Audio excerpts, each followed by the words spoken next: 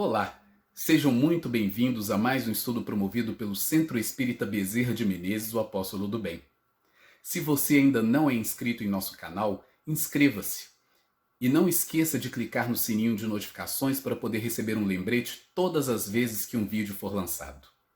Se puder também, compartilhe este vídeo e todos os demais vídeos com seus amigos e familiares que possam se beneficiar dos estudos que têm sido feitos pela casa. Muito obrigado e que Jesus abençoe a todos.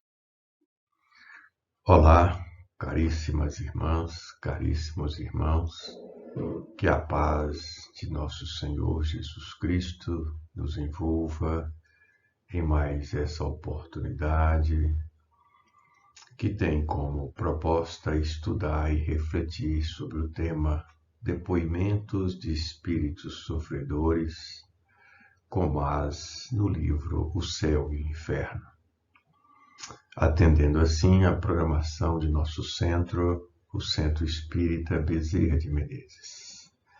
Então, para darmos início ao nosso estudo, vamos elevar nossos pensamentos para uma oração. Divino Mestre Jesus, nosso Senhor, estamos recolhidos, elevando os nossos pensamentos para rogarmos ao vosso coração magnânimo que nos abençoe o momento, a oportunidade, permitindo-nos, Senhor, contar com o clima de serenidade e harmonia para conduzirmos a nossa programação, ampliando assim o nosso conhecimento acerca da vida e das leis soberanas que conduzem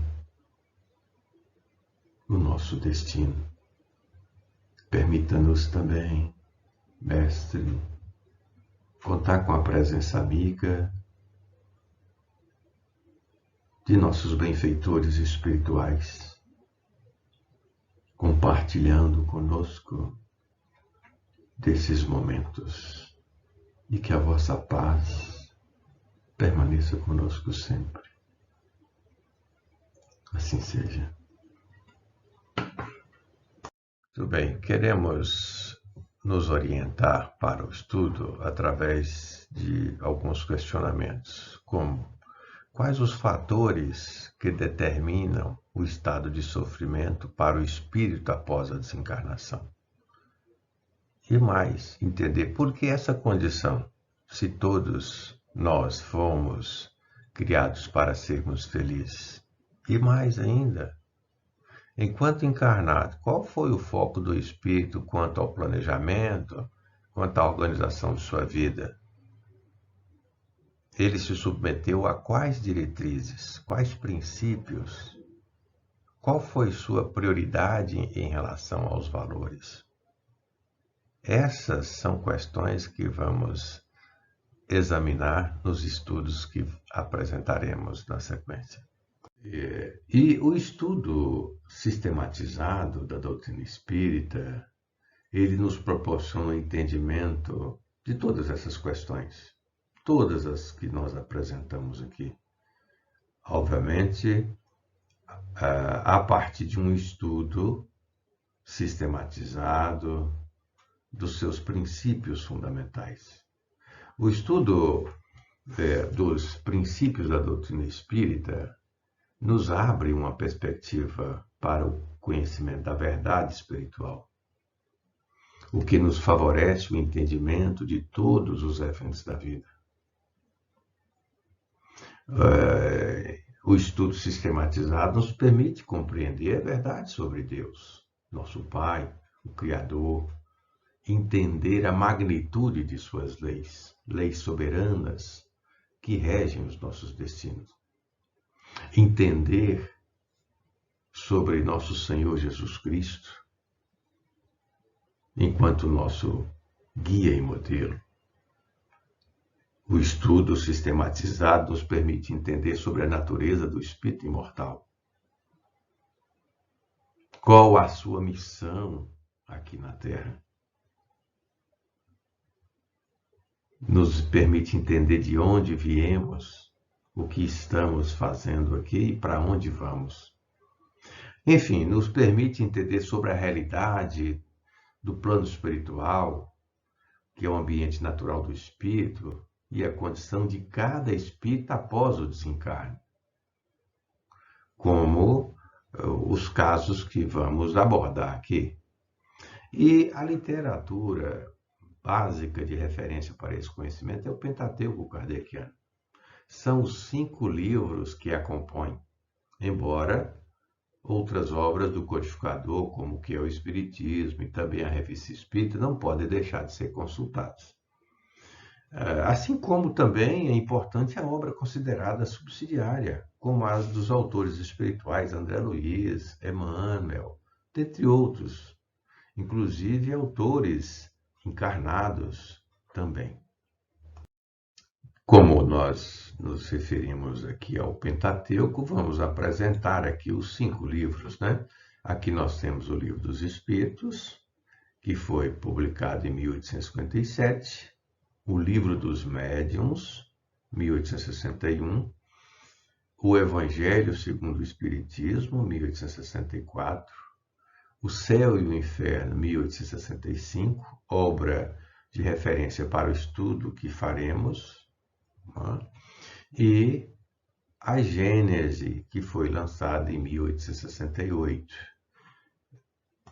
Muito bem, como destacamos anteriormente, o nosso foco vai ser no livro O Céu e o Inferno, foco de referência, né? E especificamente a segunda parte, o capítulo 4, que trata dos espíritos sofredores. E queremos aproveitar o ensejo que estamos destacando dessa obra, O Céu e o Inferno, e dizer o seguinte, que é uma obra que traz 2 partes. A primeira, o livro trata de assuntos que trata como o temor da morte, sobre o céu, o inferno, o limbo, o purgatório, trata da doutrina das penas eternas, o código penal da vida futura, trata sobre anjos e demônios na perspectiva da igreja e do espiritismo.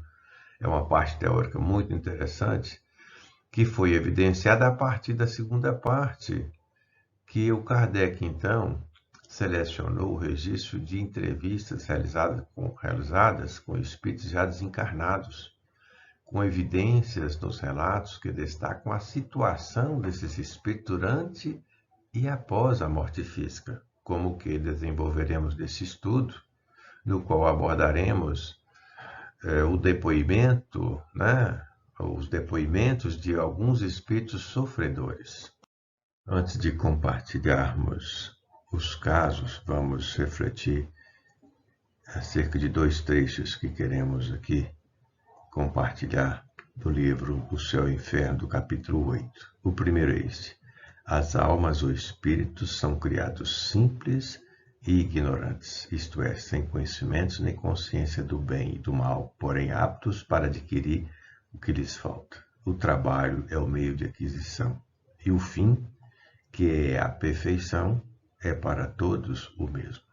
Conseguem-no mais ou menos prontamente, em virtude do livre-arbítrio e na razão direta de seus esforços.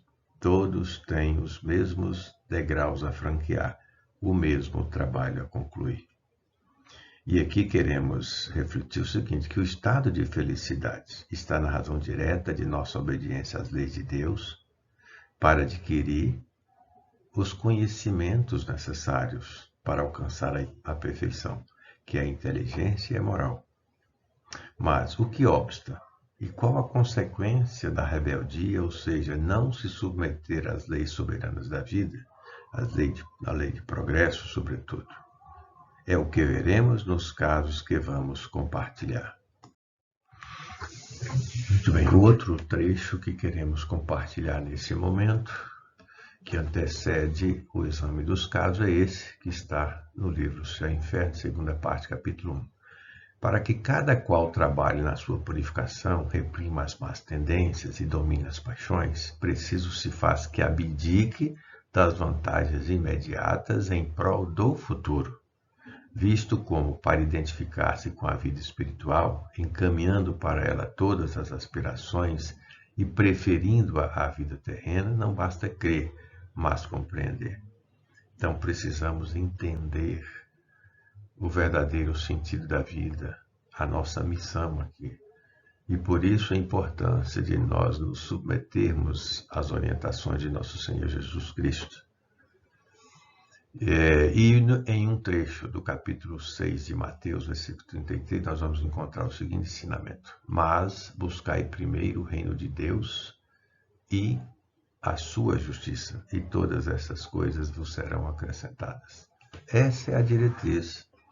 Então, através dos casos que vamos examinar, vamos poder compreender melhor esses ensinamentos.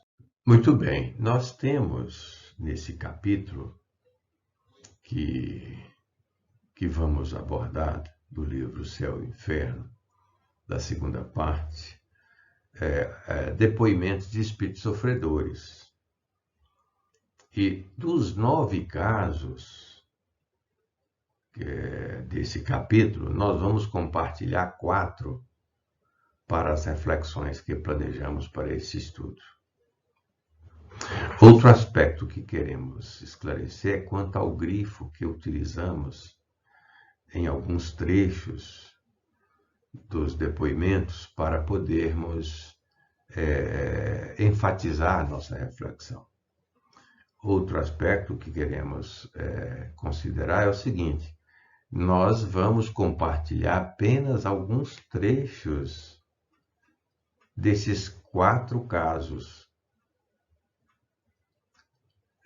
Compartilhar 4 casos, e desses casos nós vamos destacar alguns trechos, sabe? Para nós podermos então conduzir a nossa programação e as reflexões que cada caso sugere. E o primeiro caso que queremos compartilhar é desse espírito Auguste Michel. E nós temos aqui um trecho que queremos então já introduzir esse caso, que era um moço rico,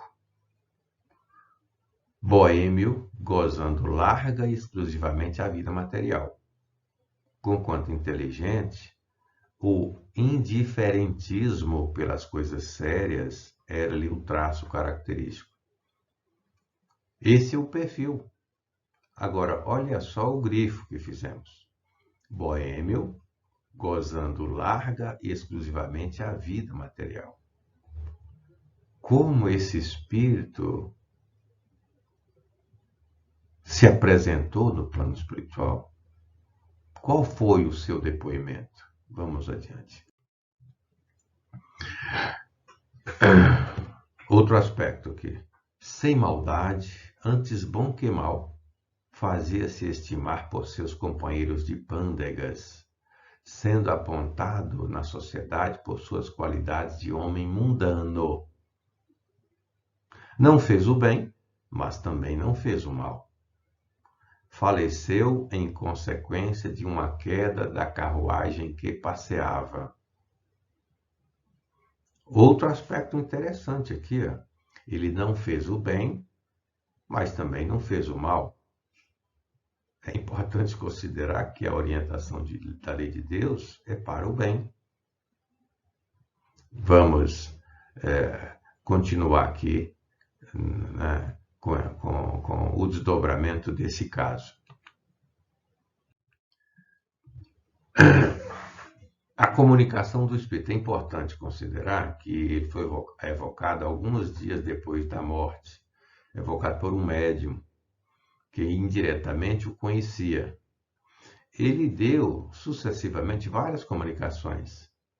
E vamos destacar alguns trechos aqui dessas comunicações. E o primeiro trecho é esse aqui, uma comunicação de 8/3/1863. Por enquanto, apenas consegui desprender-me e dificilmente vos posso falar. É o espírito no plano espiritual, dando o seu depoimento. Continua aqui o espírito, que a queda que me ocasionou a morte do corpo perturbou profundamente o meu espírito. Inquieta-me esta incerteza cruel do meu futuro. O doloroso sofrimento corporal experimentado nada é comparativamente a essa perturbação. Orai para que Deus me perdoe. Oh, que dor! Oh, graças, meu Deus, que dor a Deus. Esse foi o registro, portanto, do Espírito no depoimento dessa comunicação nesse dia. Vamos aqui em outro depoimento do mesmo Espírito, que foi a segunda comunicação dele, em 18/3. É um trecho que estamos compartilhando. Por que sofrer ainda quando o corpo não mais sofre? Ele estava registrando aqui o seu sofrimento, um espírito sofredor, portanto. Por que existir sempre esta dor horrenda, esta angústia terrível? Orai, ó, orai para que Deus me conceda repouso. Ó, que cruel incerteza! Ainda estou ligado ao corpo. Essa era a situação desse espírito, então, compartilhando aqui com essa médium. Vamos ver na sequência a condição, mais outros aspectos da condição desse espírito. Terceira comunicação. Sou eu quem vem pedir que oreis por mim. Essa comunicação foi em 6/4/1863. Será preciso irdes ao lugar em que jaz meu corpo, a fim de implorar do Onipotente que me acalme os sofrimentos? Sofro, ó, se sofro. Ide a esse lugar, assim é preciso, e dirige ao Senhor uma prece para que me perdoe. Vejo que poderei ficar mais tranquilo, mas volto incessantemente ao lugar em que depositaram o que me pertencia. Ele está se referindo aqui ao cemitério. Mas vamos adiante aqui, porque é um caso muito interessante. E aqui nós vamos ver o seguinte, que o médium, não dando importância ao pedido que lhe faziam de orar sobre o túmulo, deixaram de atender. Todavia, mais tarde, indo lá no cemitério, lá mesmo recebeu outra comunicação desse espírito, que foi a quarta, e muito interessante, porque ele já começa a reconhecer seus equívocos. Pois não, vejamos. Olha só como ele então inicia. Aqui vos esperava. Aqui onde? Lá no cemitério. Aguardava que viesseis ao lugar em que meu espírito parece preso ao seu invólucro, a fim de implorar ao Deus de misericórdia e bondade acalmar os meus sofrimentos. Olha só o que ele vai dizer. Vejo o quanto a minha vida foi contrária ao que deveria ser. Veja as faltas cometidas. Ele reconhecendo, então, o seu posicionamento rebelde em relação às leis soberanas da vida. E para concluirmos esse caso, nós vamos ainda compartilhar mais um trecho da quarta comunicação que ele deu. E ele vai continuar com o processo de reconhecimento de seus equívocos. E o trecho é o seguinte: fui no mundo um ser inútil, não fiz uso algum proveitoso das minhas faculdades. A fortuna serviu apenas à satisfação das minhas paixões, aos meus caprichos de luxo e à minha vaidade. Não pensei senão nos gozos do corpo, desprezando os da alma e a própria alma. Essa é a razão, a causa do seu sofrimento na vida após a morte. O friso aqui que nós fizemos, né? Fui no mundo um ser inútil. Não fiz uso algum proveitoso das minhas faculdades. O Espírito reconhece. Fechamos então esse caso, mas Kardec vai fazer um esclarecimento acerca da insistência dele quanto à oração no seu túmulo. Vejamos então com Kardec.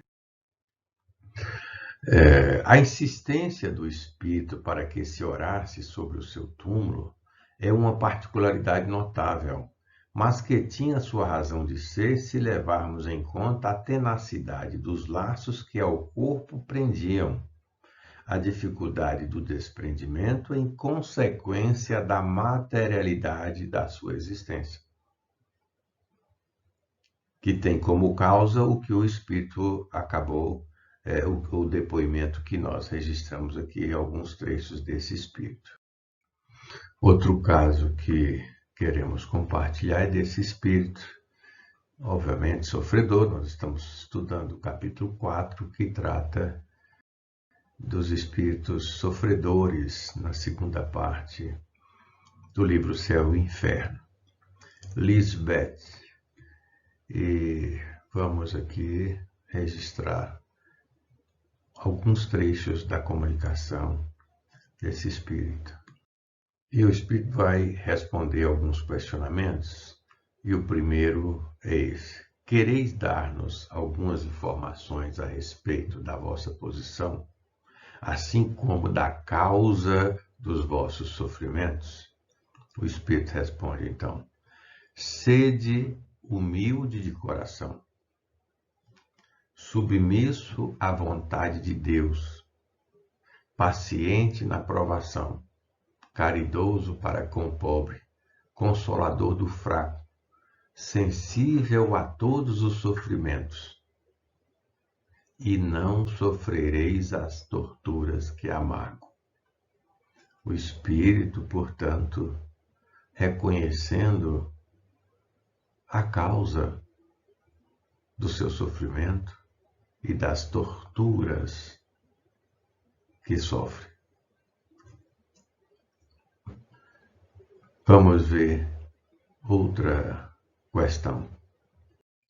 A segunda pergunta dessa comunicação é o seguinte: pareceis sentir as falhas decorrentes de contrário procedimento. Quem a interroga, obviamente, a coloca diante desse questionamento, uma vez que ela já havia respondido aí a primeira pergunta, e acrescenta: o arrependimento deverá dar-vos alívio?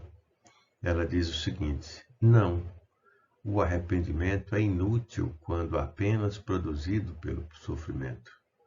O arrependimento profícuo tem por base a mágoa de haver ofendido a Deus e importa no desejo ardente de uma reparação.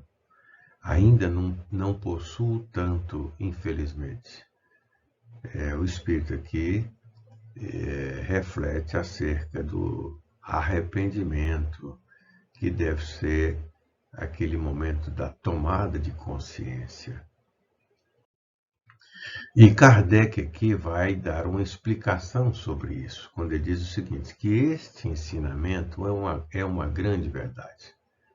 Às vezes o sofrimento provoca um brado de arrependimento menos sincero, que não é a expressão de pesar pela prática do mal, visto como se o espírito deixasse de sofrer, não duvidaria em encetá-la. Eis porque o arrependimento nem sempre acarreta a imediata libertação do espírito. Predispõe-no, porém, para ela. Eis tudo. É-lhe preciso, além disso, provar a sinceridade e firmeza da resolução, por meio de novas provações reparadoras do mal praticado. O arrependimento é, portanto, uma tomada de consciência acerca dos erros cometidos, do equívoco cometido, do ato contrário às leis de Deus. Após isso, vêm as etapas seguintes, né? Que é a expiação e a reparação. O Espírito vai dar uma outra resposta atendendo ao seguinte questionamento. Podereis dar-me alguns pormenores da vossa última existência corporal? Daí talvez nos advenha um ensinamento útil e assim tornareis proveitoso o arrependimento? A resposta do Espírito é o seguinte. Tive um nascimento de elevada condição. Possuía tudo que os homens julgam a fonte da felicidade. Rica, tornei-me egoísta. Bela, fui vaidosa, insensível, hipócrita, nobre, era ambiciosa. Calquei ao meu poderio os que se me não rolavam aos pés e oprimi ainda mais os que sobre eles se colocavam, esquecidas de que também a cólera do Senhor esmaga cedo ou tarde as mais altivas frontes. Consultando os demais trechos do depoimento desse espírito, nós vamos constatar que ela viveu há 150 anos na Prússia e, pelo que ela declina aqui no seu depoimento, ela reconhece a razão do seu sofrimento. E uma outra questão que foi formulada é o seguinte: desde então não fizestes progresso algum como espírito? E ela responde: não, a matéria revoltava-se sempre, e tu não podes avaliar a influência que ela ainda exerce sobre mim, a despeito da separação do corpo. O orgulho agrilhoa nos abrônzeas cadeias, cujos anéis mais e mais comprimem o mísero que lhe hipoteca o coração. Ela que, no depoimento dela, admite que não ocorreu um progresso, mas esse progresso ele se dá tanto no plano espiritual como no plano físico. E Kardec tem uma nota que nós vamos compartilhar na sequência que vai ajudar a esclarecer isso. Mas queremos frisar aqui esse aspecto, que o orgulho agrilhoa-nos. Essa é uma constatação que ela fez, admitindo assim a razão do seu sofrimento, né, no plano espiritual. E Kardec, então, ele tem uma nota muito interessante, que ele vai dizer o seguinte: provavelmente o espírito diz não ter feito progresso algum por ser a sua situação sempre penosa. A maneira pela qual descreve o orgulho e lhe deplora as consequências é, incontestavelmente, um progresso. Certo, quando encarnado, e mesmo logo após a morte, ele não poderia raciocinar assim. Compreende o mal, o que já é alguma coisa, e a coragem e o propósito de o evitar lhe advirão mais tarde. Então, é uma situação que o espírito não consegue admitir, mas como o Kardec aqui ele argumenta, o progresso nota-se incontestavelmente, sobretudo quando ela evidencia o orgulho, né? E o coloca como a razão da, do seu sofrimento.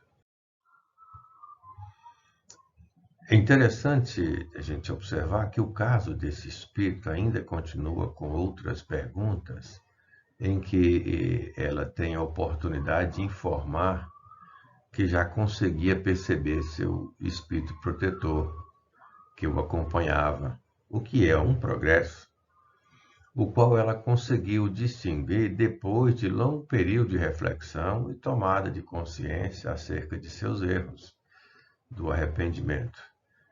Após, obviamente, todo esse processo no plano espiritual, ela consegue identificar o seu espírito protetor, né? E, como nós vamos constatar nos depoimentos, depois de longo período de reflexão, como os trechos que nós compartilhamos aqui, e tomada de consciência acerca de seus erros, ela alcança essa condição de poder contemplar, portanto, o seu espírito protetor para receber novas influências e, obviamente, se passar a se orientar acerca de seu futuro sobre novas diretrizes, não é?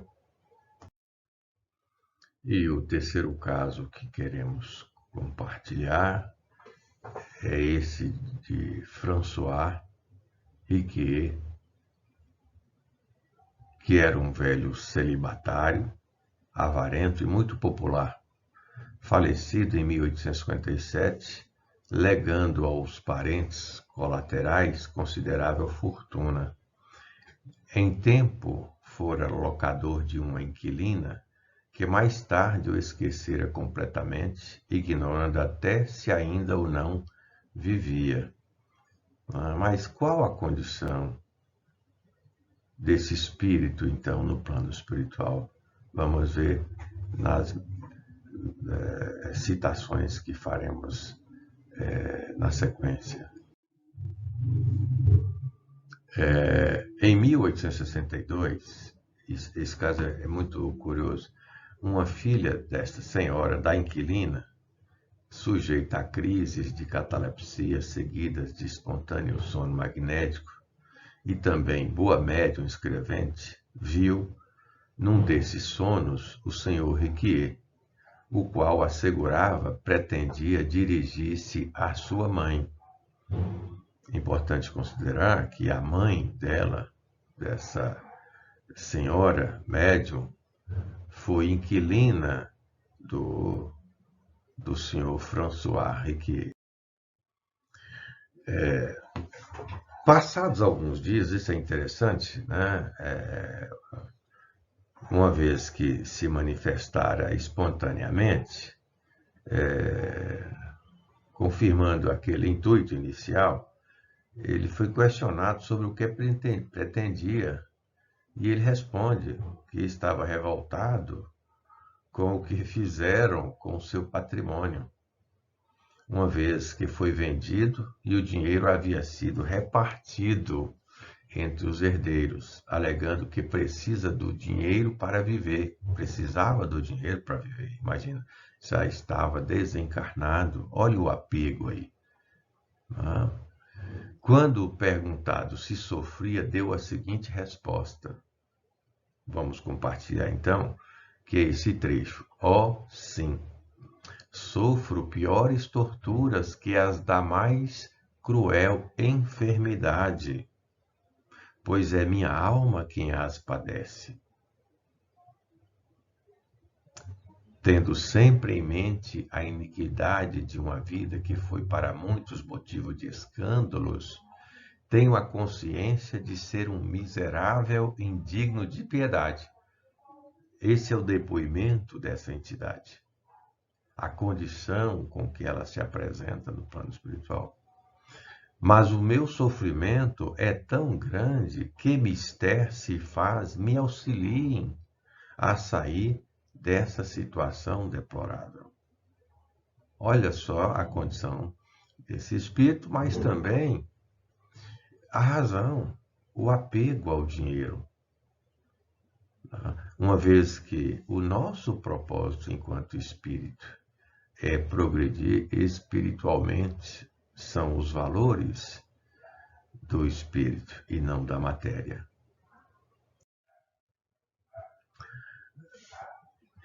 Quem estava conversando com o espírito disse-lhe que estaria orando por ele, uma vez que ele havia, né, solicitado essa intervenção. E ele se despede com o seguinte posicionamento, né? Então, o espírito, quando informado que já estava recebendo as orações, ele diz o seguinte: obrigado, orai para que eu esqueça os meus bens terrenos, sem o que não poderei arrepender-me. Adeus e obrigado. Aqui já um pequeno avanço do espírito que reconhece: orai para que eu esqueça os meus bens terrenos. Reconhecendo, bens terrenos é da terra, sem o que não poderei arrepender-me. Adeus e obrigado. Esse é o caso do François Riquier, que pode nos ensinar muito, sobretudo acerca do apego, né, à matéria, aos bens materiais. Nós precisamos tomar consciência acerca do que é importante para a nossa vida. E o depoimento desse espírito aqui pode contribuir com essas reflexões. E Kardec vai dizer no comentário, para nós fecharmos esse caso, que a evocação que foi provocada, indubitavelmente por um espírito bom, teve uma razão de ser. E a finalidade foi fazer com que o espírito, né, tenha uma compreensão do seu estado, o que favorece, obviamente, e o predispõe ao arrependimento. Então, temos aqui o quarto caso que queremos compartilhar, desse espírito sofredor, que dá o nome de Oran, o príncipe russo de outros tempos, que vai ser indagado acerca de sua situação no plano espiritual. E queremos então compartilhar a primeira comunicação, a primeira mensagem aqui desse espírito. Nós estamos, é importante salientar, destacando 4 casos, esse é o último caso, e desses casos nós estamos trazendo apenas alguns trechos que nos permitem, então, identificar e caracterizar a situação do sofrimento, bem como, a partir do próprio depoimento dos espíritos, a razão, a causa desse sofrimento. E aqui vamos para mais esse caso, desse espírito que, de nome Oran. Ó felizes os humildes de coração, porque deles é o reino do céu. Orai por mim. Felizes os humildes de coração, que escolhem uma posição modesta a fim de cumprirem a provação. Vós todos, a quem devora a inveja, não sabeis o estado a que ficou reduzido um desses que na terra são considerados felizes. Não avaliais o fogo que o abrasa, nem os sacrifícios impostos pela riqueza, quando por ela se quer obter a salvação. O friso aqui é nosso e vai destacar o pedido do Espírito: orai por mim. Assim como ele destaca aqui a inveja, né, como um fator causal da condição em que ele se encontra. E aqui ele vai, então, fazer outro destaque: os sacrifícios impostos pela riqueza. Um espírito, obviamente, um irmão que não soube aproveitar dos recursos que estavam em suas mãos. Não é? Vamos compartilhar outros trechos, mas aqui nós podemos, então, já evidenciar essa situação. Vejam bem, esse estado em que se encontra o espírito com o seu depoimento continua nessa mensagem, esse trecho aqui, ó. Permita-me o Senhor a mim, déspota orgulhoso, expiar os crimes derivados do meu orgulho,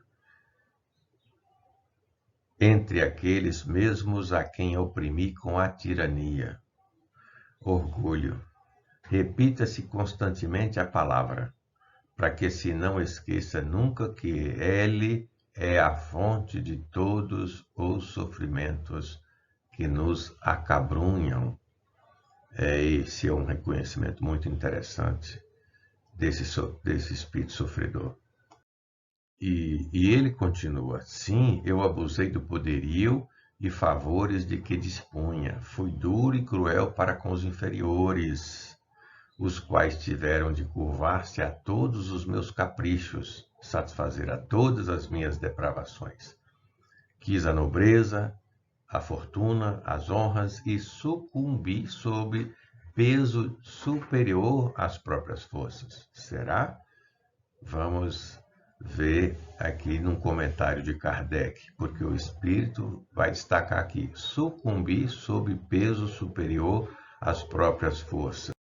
O comentário de Kardec é o seguinte: os espíritos que sucumbem são geralmente levados a alegar um compromisso superior às próprias forças, o que é ainda um resto de orgulho e um meio de se desculparem para consigo mesmos, não se conformando com a própria fraqueza. Deus não dá a ninguém mais do que possa suportar, não exige da árvore nascente os frutos dados pelo tronco desenvolvido. E continua Kardec: ademais, os espíritos têm a liberdade, o que lhes falta é a vontade, e esta depende deles exclusivamente. Com força de vontade não há tendências viciosas insuperáveis, mas quando um vício nos apraz, é natural que não façamos esforços por domá-lo. Assim, somente a nós devemos atribuir as respectivas consequências. Um esclarecimento muito interessante para nós entendermos as várias situações que nos envolvem na vida, os nossos testemunhos, que todos nós somos capazes de superar, mas precisamos de exercitar a vontade. E durante a comunicação, esse espírito, o príncipe de Oran, ele vai destacar uma experiência infeliz em uma vida anterior, que queremos compartilhar apenas um pequeno trecho, que ele diz o seguinte: pobre estudante, mendiguei o pão, mas o orgulho possuía-me sempre. O espírito ganhara em ciência, mas não em virtude. Sábio, ambicioso, vendia a consciência a quem mais dava, servindo a todas as vinganças, a todos os ódios. Sentia-me culpado, mas a sede de glórias e riquezas estrangulava a voz da consciência.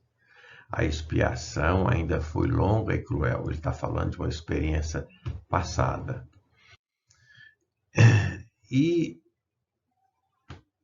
aqui ele vai acrescentar o seguinte: eu quis, enfim, na minha última encarnação, na que nós destacamos os trechos iniciais, reencetar uma vida de luxo e poderio, no intuito de dominar os tropeços sem atender a conselhos.